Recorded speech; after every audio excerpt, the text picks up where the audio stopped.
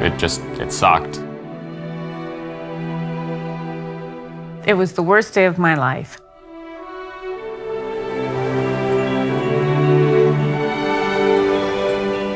I was just wondering, like, how much has my life been cut off?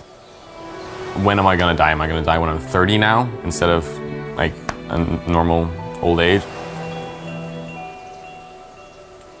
To actually see your own child be diagnosed with that disease and the road ahead for him, and all the things that he has to do and learn, and you can't protect him for the rest of his life, even though you want to.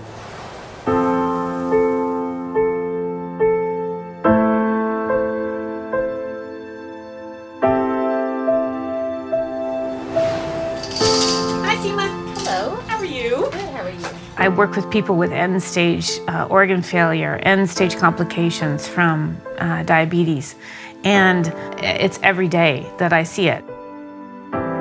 It's a very challenging condition. It means checking your blood sugars, which is a finger prick several times a day. It means multiple insulin injections per day. Unfortunately, many of these patients will still ultimately develop the complications of diabetes. Oftentimes, their kidneys have failed, or their vision is lost, or they might have lost a limb. So it's a devastating disease. His restrictions are such that he doesn't have any freedom when it comes to just sort of living your life. You're gonna go to the mall, you have to know all of the carbohydrate counts. It's like, how many carbs are there in a foot-long meatball sub? Most people would never think of that. I know it's 120. Every single thing that happens to him, he has the disease itself sitting on his shoulders.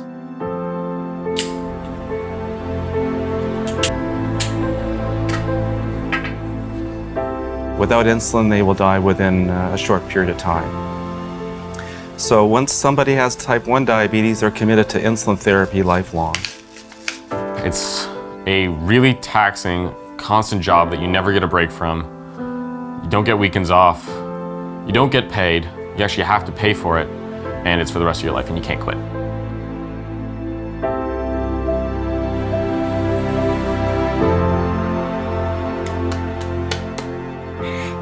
He's my son, and I worry about him, and I'm worried about him for the rest of his life. I mean, you do that with your children anyway, but now I think I'm extra worried about him. There are not many options to rid them of insulin. One of the main options is organ transplantation. We can take a pancreas from a deceased donor and transplant them into a patient with type 1 diabetes.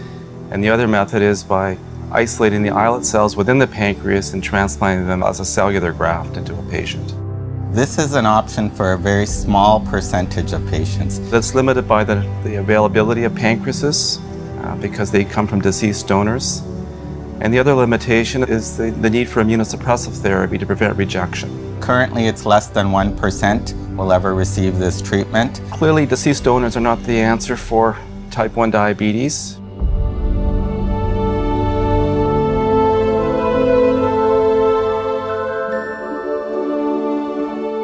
One of the very exciting areas in diabetes research is trying to produce the insulin-making cells, the islet cells, from stem cells.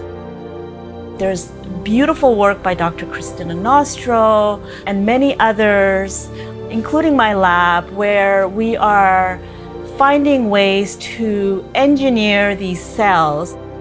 Right now, we are able to generate cells that produce insulin in the lab. We have a specific cells that will turn green every time it produces insulin. Those cells are called islet cells, and what she's doing is actually taking stem cells and coaxing them to become insulin-producing islet cells. The work that Dr. Nostro is doing is the future, and so we're collaborating with her. We believe that within a few years, we'll be ready to start clinical trials with these cells. And the next step will be generating a way to transplant them into the patients and protect them from being destroyed again by the body.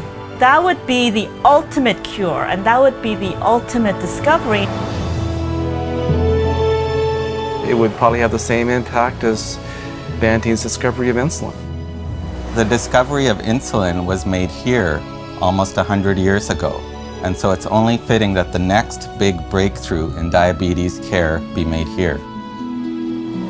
It would be fantastic if we could actually build on that legacy and have a first clinical trial launched here using the cells that we make in the lab to treat type 1. I will definitely be the guinea pig. We have a very large pancreas transplant program, and the goal of this research is to put that program out of business. Put me out of work. I'd be happy. Hopefully it impacts me soon. It's exciting. If I could take my child away from diabetes, it would be, I would be done. I would be okay.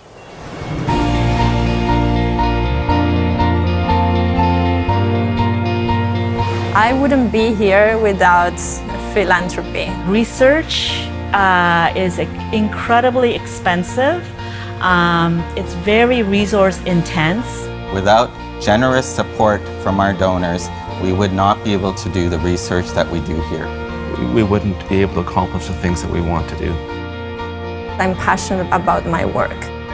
What we do in the lab can change lives, and I think this is extraordinary. I think that our researchers here at Toronto General can really find a cure.